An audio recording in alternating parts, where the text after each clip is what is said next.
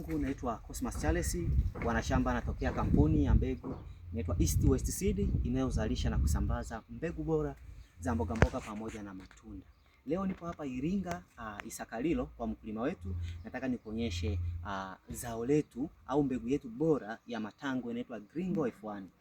Tango hii inakuwa na sifa kuu kama zifuatazo. Sifa ya kwanza, inakomaa mapema sana. Ni ndani ya siku 45 hadi 50, mkulima anaanza kuvuna na aenda sokoni. Lakini pia kingine ni kwamba inakuwa na uwezo wa kuwa na matunda yale bora ni 15 hadi 30. Kwa hiyo ni tango ambayo itampa manufaa makubwa sana mkulima au itamuinua kutoka sehemu moja kwenda sehemu nyingine.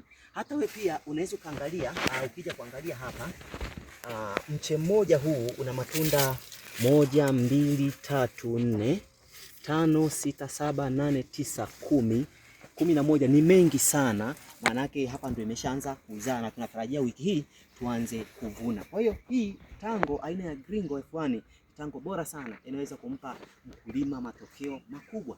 Sio lazima ulime eneo kubwa sana, unaweza kulima eneo la wastani tu na itakupa matokeo makubwa sana. Na ndio maana sisi kama East West Seed tunasema kwamba mbegu bora kwa mapato mazuri. Maana yake ukitumia mbegu zilizo bora kutoka East West Seed utapata matokeo ambayo ni makubwa sana. Lakini pia bila kusahau kwamba East West Seed hatuzalishi mbegu pekee tu, bali tunatoa na huduma ya bwana shamba.